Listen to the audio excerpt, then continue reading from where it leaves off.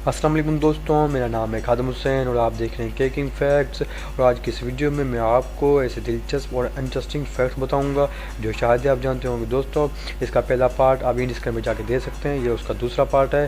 So let's start to this amazing topic, answer of some question that come in our daily life part 2।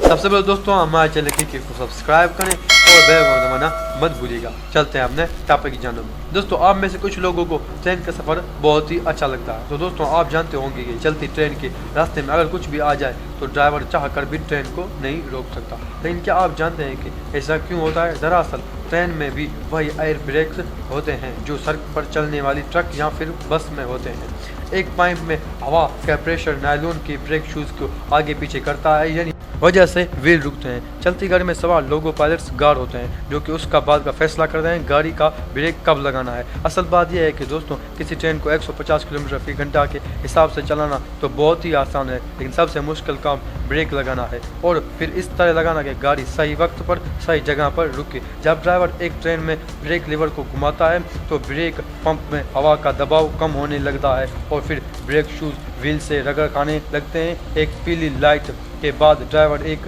जरिए से break लगाता है और उसके बाद अगर सिग्नल रेड हो तो ड्राइवर हर हाल में सिग्नल से पहले ही गाड़ी खड़ी कर देगा। इसी तरह ब्रेक लीवर को एक लिमिट से ज़्यादा खींचने पर इमरजेंसी ब्रेक लगते हैं। जब कोई आदमी चेन खींचता है तब भी यही ब्रेक लगते हैं।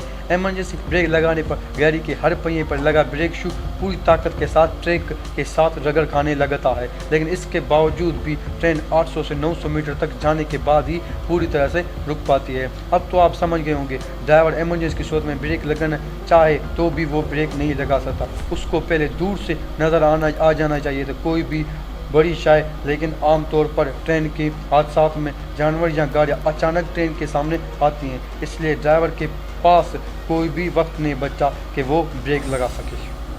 नंबर 2 दोस्तों, आमतौर पर पाकिस्तान में 21 तोपों की सलामी 14 अगस्त और दीगर रियासती और सरकार दिनों के मौके पर दी जाती है। क्या आप जानते हैं कि 21 तोपों की सलामी का आगाज़ कब हुआ और 21 तोपों की सलामी में 21 तोपों को क्यों गिना जाता है?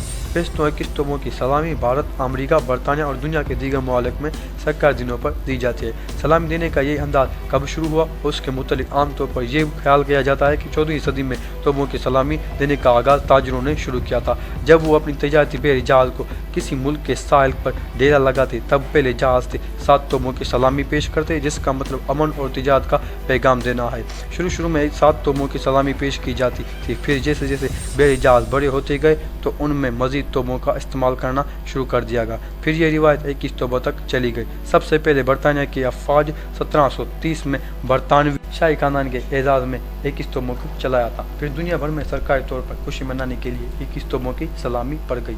बरतानवी शाही खानदान की तोपों को इस सलामी के बाद बरतानिया में सरकारी दिनों पर तोपों की इस सलामी को लाजमी करार दे दिया गया। इस रिवायत से मुतासर होकर अमेरिका में 1842 में सदर के लिए 21 तोपों की सलामी पेश की गई। 19वीं सदी में जब कोई मुल्क किसी मुल्क पर कब्जा करता था तो खाली तोपों चलाकर दुश्मन पर रौब छाता था। यह रिवायत आज ही पाकिस्तानी और भारतीय अफवाज में इस्तेमाल करते हैं और ये एक दूसरे पर खाली तोपें चलाकर रौब छाती थी ताकि अफवाज का रौब बरकरार रह सके। दुनिया में दोस्तों ऐसे कई ममालिक हैं जो ऐसा करते हैं। दोस्तों, क्या आपको ये फैक्ट पता था? हमें कमेंट करके ज़रूर बताइएगा। दोस्तों, आपको ये वीडियो पसंद आए तो वीडियो को लाइक करना मत भूलिएगा और चैनल को लाजमी से सब्सक्राइब करते हैं। मिलते हैं अपनी अगली वीडियो में। खुदा हाफिज़।